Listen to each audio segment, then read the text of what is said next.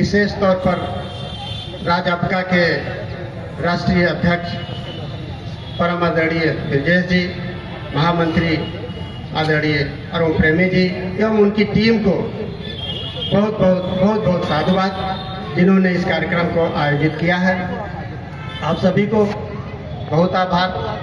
जो दो घटनाएं जिनकी बात मैं कर रहा हूं वो 1500 साल के बीच में घटित हुई पहली घटना, जिसकी वजह से आज हम यहाँ उपस्थित हुए हैं। आज ही के दिन विजयदशमी के दिन, दशमी का दिन था, जब धर्मराजा अशोक ने बौद्ध धर्म की दीक्षा ग्रहण की थी, धर्म को स्वीकार किया था। उन्होंने ये स्वीकार किया था कि अब बहुत युद्ध हो चुके,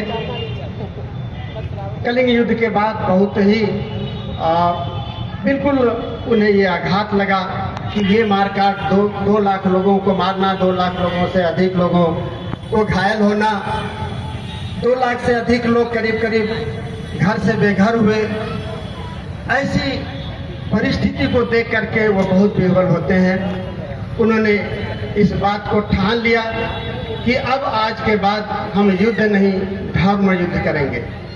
और आप सबने देखा कि वो ऐसा धर्म युद्ध था जिसने पूरे विश्व में धर्म को प्रचारित किया, और धर्म के बल पर उन्होंने एक तरह से, चाहे कंबोडिया, थाईलैंड, चीन, जापान, सारे जम्बू द्वीप के अलावा भी बाहर के विदेशों में भी जाकर के धर्म को प्रचार किया, यहाँ तक कि अपने बेटे और बेटी को भी समर्पित कर दिया धर्म के लिए। तो वो ये घटना थी जिसके लिए आज हम यहाँ उपस्थित हैं। दूसरी जो महान घटना, बाबा साहब डॉक्टर भीमराव अम्बेडकर ने आज ही के दिन, तब 14 अक्टूबर का दिन था और संयोग से विजयदशमी उसी दिन दशमी का दिन था। उसी दिन बाबा साहब ने लाखों अनुयायियों के साथ बौद्ध धर्म की दीक्षा ग्रहण की थी, जिसके लिए आज हम यहाँ उपस्थित हैं। आइए हम 2 मिनट में चर्चा करते हैं इस बात का कि आखिर धर्म क्या है, जिसकी बात हम करते हैं, जिसको अशोक महान ने स्वीकार किया, जिस पे चलने की बात कही, जिसको बाबा साहब ने हमें चलने की बात कही, जो हमारा वास्तव में धर्म था। देखिए, धर्म की जहां तक अगर चर्चा करें तो एक वैज्ञानिक तरीके से सोचे, जो धर्म वैज्ञानिक धर्म है वो ये सोचता है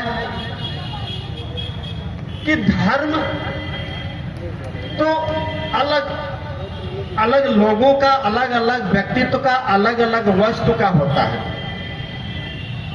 जैसे आग का धर्म है जलना जलाना, जैसे पानी का धर्म है ठंडा करना, ठंडा रहना।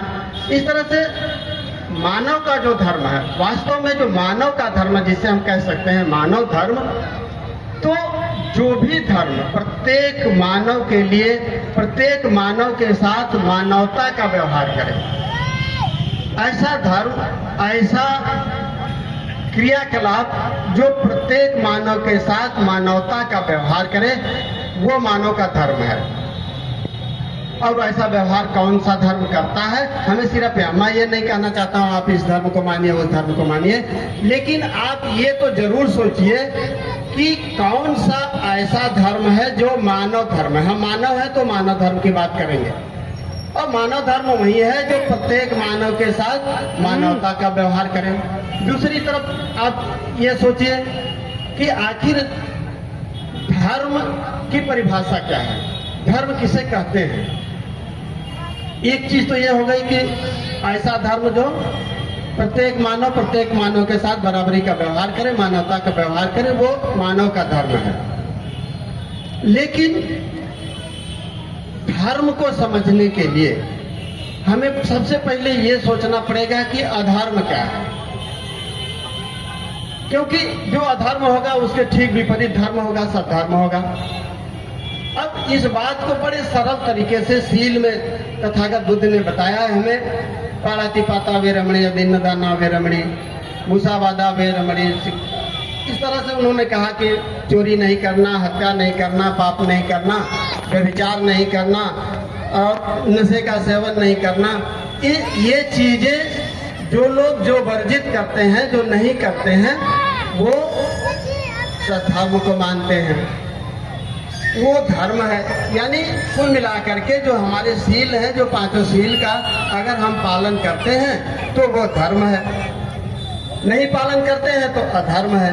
तो धर्म तो वही है जिसको हम सील में रह करके पालन कर सकते हो, जो सील में पालन होता हो वो धर्म है। अब आप सभी समझ लीजिए इस बात को कि कौन सा ऐसा धर्म है जिसमें सील का पालन किया जा सकता है। सील पालन करने की व्यवस्था है, चाहे उपासक उपासिकाओं के लिए, चाहे पंचशील हो या बौद्ध भिक्षुओं के लिए अष्टशील हो या उससे आगे की सील हो। अब मोटी मोटा हमने इस बात को निश्चित रूप से समझ लिया कि धर्म कौन सा धर्म सधर्म अधर्म है, और इसीलिए बाबा साहब ने संविधान में हमको दी। उन्होंने कहा कि समता स्वतंत्रता बंधुत्व की बात करते हैं।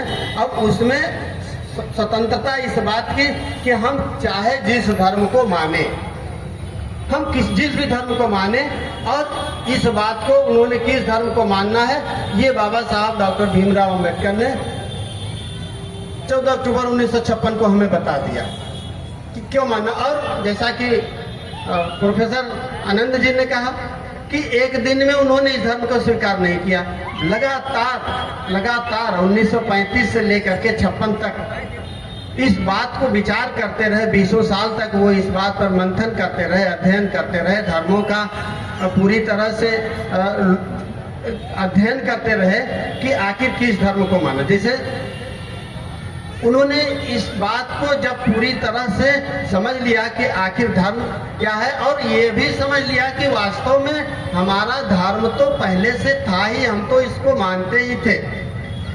तथागत बुद्ध ने हमें दिया था, वो अलग बात है कि तथागत बुद्ध के चले जाने के बाद 500 उनके महापरिनिर्वाण दिवस, महापरिनिर्वाण के 500 सालों तक हमने बुद्ध को नहीं जाना, लेकिन उसके बाद तो जाना, उसके बाद आया। यहाँ से भले ही नहीं रहा, हमारे देश में भले ही नहीं रहा, बहुत इतर भीतर कहीं पड़ा रहा, और वो मिटा भी किसी वजह से, मिटाया गया इस वजह से, है ना। वो बृहदत्त मौर्य की हत्या के बाद, चाहे शुंग वंश के आने के बाद से मिटा बौद्ध धर्म, लेकिन बौद्ध धर्म तो मिटा था पहले, जो हमारा वास्तव में बौद्ध धर्म था। तो हमें अब कोई सोचने समझने के लिए कोई अब ये इफ बट की बात ही नहीं रह गया है कि हमें क्या धर्म को मानना चाहिए, नहीं मानना चाहिए, कौन सा धर्म हमारा है। हमारा तो धर्म है, हम तो खाली दीक्षित होना है।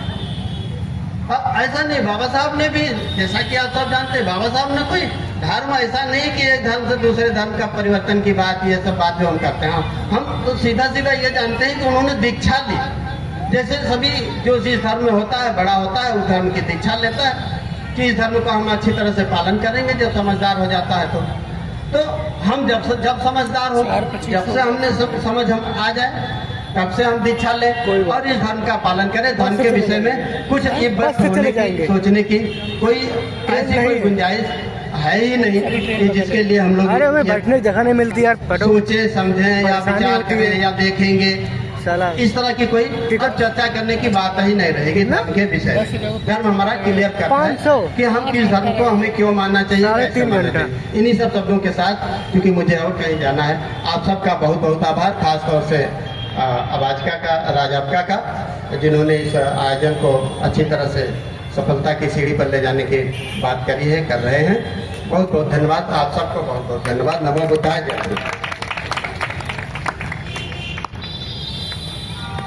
सर का बहुत बहुत जानते हैं धन्यवाद। अरे तो कोई दिक्कत बहुत बहुत साधुवाद सर।